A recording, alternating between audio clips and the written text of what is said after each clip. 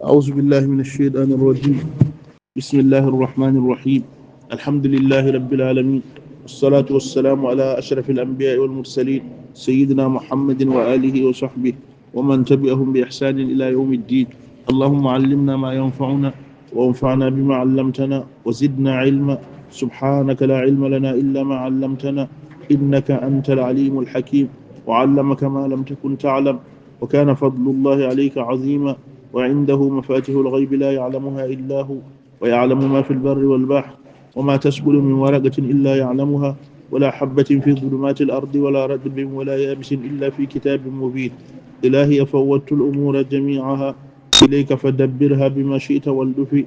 وسلمني اللهم يا ربي واحمني، وخذ بيدي وامن وجد وتعطف. ثم أما بعد، قال السلطان الناصر لدين الله والآسر الكاسر لأعداء الله سيدي أبو حفص عمر بن سعيد الفوتي رضي الله تعالى عنه وأرضاه ونفعنا به في الدارين آمين. إن الهدى في الذكر والسنة قط، وما اهتدى المعرض عن هذين قط. ودون الأئمة الأعلام تفسير هذين به يرام، ومنهما تحقيق ذا يرام، ومن خلا عن واحد يلام. وجامع الكل هو الإمام في أي عصر كان، والسلام سيد تالف بندرا بتدبه بسم الله من دن جنگ الأخضر. وفضائلها برنجول رفع اليدين كبمتد جود ديدي عند الإحرام سانغ حبران هرمنيردو حتى تقابلوها جود تولنندرا الأذنين نوبدي en jaay ɓure juulu en kaali farillaji juulu en kaali sunnaji juulu. Joni kala tan ko ɓuren juulu en jaay ɓure juulu saɗa habbira ɓamtirani juuɗe maɗa ɗiɗi ha ɗe tolnodira e noppi maɗa ɗiɗi, ɓamtirani juuɗe maɗa tolnodira e noppi maɗa ɗiɗi. Wa qawlul ma'mumi ɓawo yo wi wal fajje neɗɗo goto juulowo goto e maɓɓe fof yo wi rabbana walakal hamdu, goto e maɓɓe fof wiya rabbana walakal hamdu. Neɗɗo goto juulowo yo wi so wi sami allahu liman hamidahu yo wi rabbana walakal hamdu. gonɗo caggal almami so almami wi sami allahu liman hamidahu, gonɗo caggal o e wi rabbana walakal hamdu. watta aminu e wiide amina ba'da al fatihati caggal fatiha lil fajji wonande goto juulowo ka goto aɗa juula sa wi wala dallina wi amina. So tawi ko ɓawo caggal almami gonɗa almami wi wala dallina wi amina. wala yaquluha al imamu almami wiyata amina illa fi qira'ati sirri sara e jangin suuɗugol. almami sono julno salli fana o suuɗan dande makko so wi wala dallina yo wi amina e hoore makko kanko almami.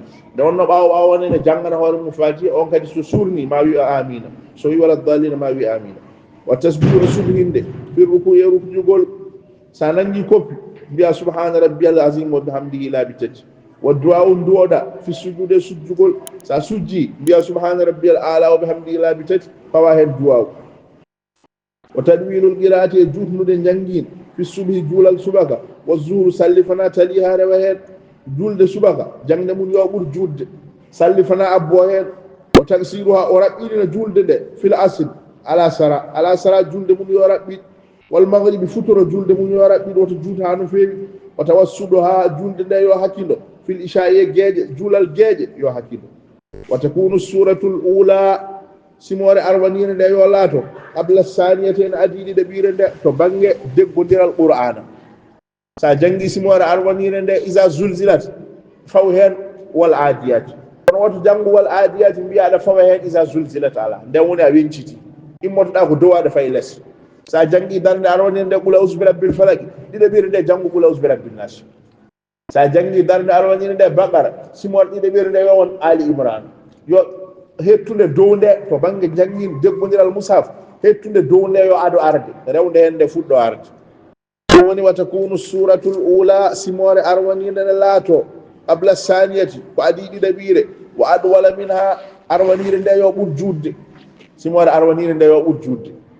wal hay'atul ma'lumatu e mbaadi andadi fi ruku e rukjugol wa sujude sujjugol wal julusi en jondogo e joɗogol so yomo haala fof gotel hewan ha diwta.